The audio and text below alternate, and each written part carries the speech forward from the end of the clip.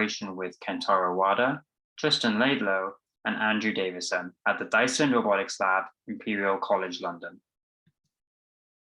Manipulation pipelines like these have been very successful over the last few decades, but suffer from several issues. In light of this, an alternative is an end-to-end method that bypasses the intermediate steps and maps observations directly to robot actions through a deep neural network. The intuition here being that the traditional modules are embedded in the weight of the network without the need to explicitly model them. But by moving from pipelines to end-to-end, we swap to another completely different set of problems. For example, many works have to overcome exploration through shaped rewards, which are often cumbersome to design, especially for complex tasks. Another issue is the sample inefficiency of these methods. They often take millions or billions of environment steps. End-to-end methods also tend to make simplifying assumptions in the task. For example, having an object already grasped, having a limited action space, or simplified resets. To combat some of these weaknesses, we develop a coarse-to-fine discretization method that enables the use of discrete reinforcement learning approaches in place of unstable and data inefficient actor-critic methods in continuous robotic domains. This approach builds on a recent released ARM algorithm, but here we replace the continuous next best pose agent with a discrete coarse-to-fine Q-attention agent. Let's walk through what's going on step by step. We are given some observations, which consist of RGB and point cloud data from M cameras. We formulate the translation prediction as a recursive coarse-to-fine deep Q network, which accepts voxelized point cloud features and outputs per voxel Q values. The highest valued voxel, shown by the red voxel in this figure, represents the next best voxel, whose location is used as the center of a higher resolution voxelization in the next step of the Q-attention.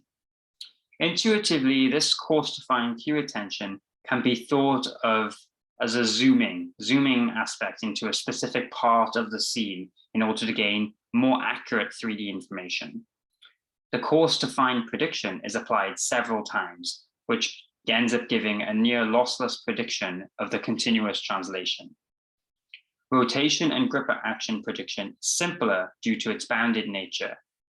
These are predicted in the final depth of the Q-attention as an additional branch.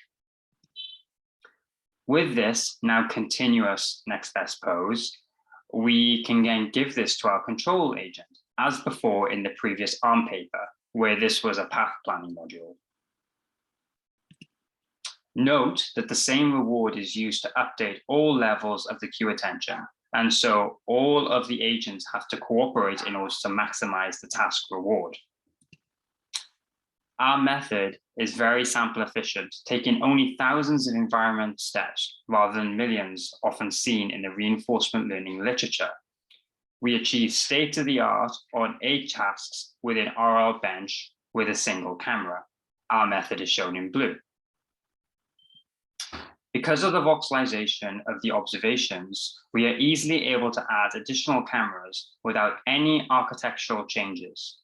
Here, we show the performance of a single camera in red and 3 cameras in blue for 4 RLBench tasks. This is our method, Coarse-to-fine ARM, running in the real world.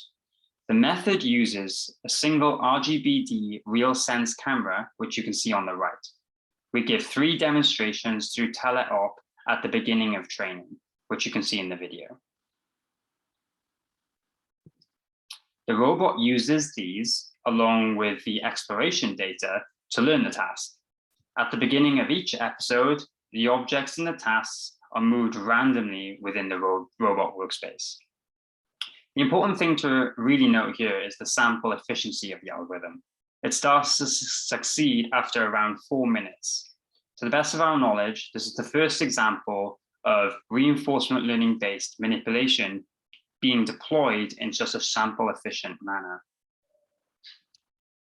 We also have many other real-world examples on the project website. Thank you for watching.